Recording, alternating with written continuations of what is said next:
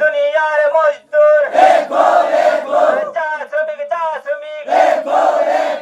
জেগেছে রে জেগেছে জেগেছে রে জেগেছে রক্তে আগুন লেগেছে মালিক পকেল হদালরা তেরে দে 500 দে তেরে দে 500 দে দুনিয়ার মজদুর দুনিয়ার মজদুর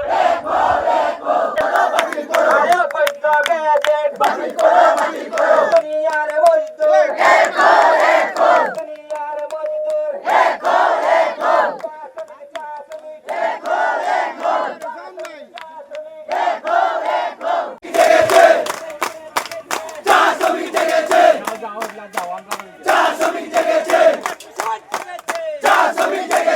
তিন দিন ধরে আমরা কর্মবিরতি পালন করছি। আমরা যে টাকা মজুরি পাই সেই টাকা দিয়ে আমাদের কিছুই হয় না।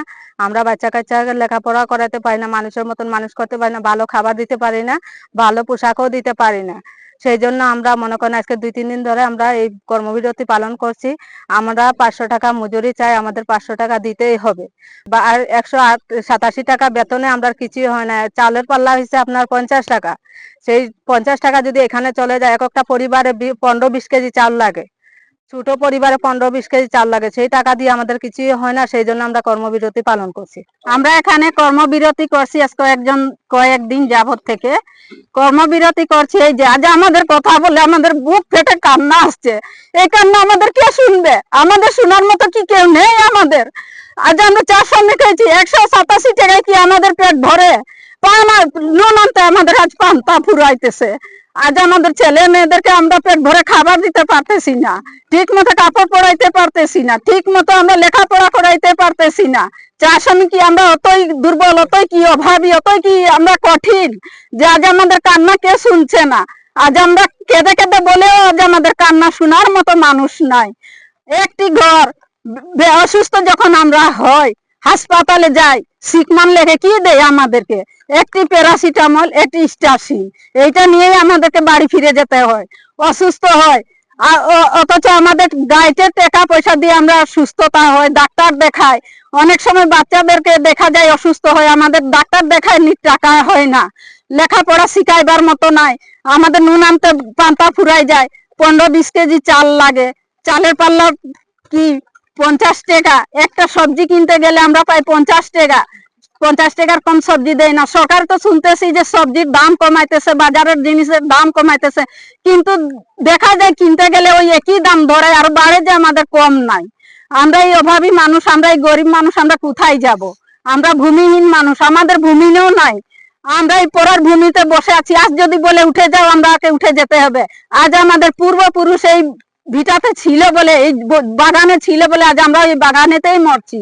আজ আমাদের কান্না শোনার মতো কেউ নাই। উপস্থিত মিডিয়া ভাইদের কাছে আমার অনুরোধ, যাতে আমাদের আজকের যে 3য় দিনের কর্মবিরতির যে বিক্ষোভ মিছিল, এগুলো আপনারা বিভিন্ন গণমাধ্যমের মাধ্যমে সরকারের কাছে পৌঁছানোর চেষ্টা করবেন। আমি আপনাদের মিডিয়ার মাধ্যমে বলতে চাই, আমি মাননীয় প্রধানমন্ত্রী তারেক রহমানকে একদিনের চ্যালেঞ্জ দিব। আমাদের চা শ্রমিকের যে 187 টাকা মজুরি, ওই 187 টাকা দিয়ে যদি উনি একদিন চলতে পারে, তাইলে আমরা আমাদের চা শ্রমিক যত জনতা আছি আমরা সব নিজেকে শেষ করে ফেলবো, যদি উনি আমাদের একদিনের হাজিরা দিয়ে উনি একদিন চলাচল করতে পারে। এটা আমি উনার কাছে চ্যালেঞ্জ ছুড়ে দিলাম, যদি উনি একদিন আমাদের এই আজকে একদিনের হাজিরা দিয়ে যদি উনি চলতে পারেন। আমরা এখানে উপস্থিত হয়েছি, আমাদের দেয়ালে পিঠ থেকে গেছে। আমাদের 187 টাকা মজুরি, চালের দাম হচ্ছে 50 টাকা, সবজি 50 টাকা, মশলাপাতি এগুলা কিনে আমাদের 2 টাকা রুজি করি, আমাদের খরচ হয় 3 টাকা। ঋণ কর্জ করতে করতে গ্রামের দোকানদার তারা আমাদেরকে প্রতিনিয়ত আমাদেরকে হ্যারাসমেন্ট করতেছে যে আপনারা টাকা দেন না, খরচপাতি দিব না, আপনারা টাকা পয়সা দেন না, খরচপাতি দেব না। এই ধরনের একটা আমরা বিভ্রান্তিতে পড়তেছি। আমাদের যদি মজুরি 500 টাকা হয়, তাইলে আমরা মোটামুটি চলতে পারবো বর্তমান বাজার দর অনুযায়ী। আমি বর্তমানে লেখাপড়া করতে পারি না, আমার আর্থিক দিক দিয়ে আমি এসএসসিও করতে পারি নাই, ঝরে পড়ে গেছি।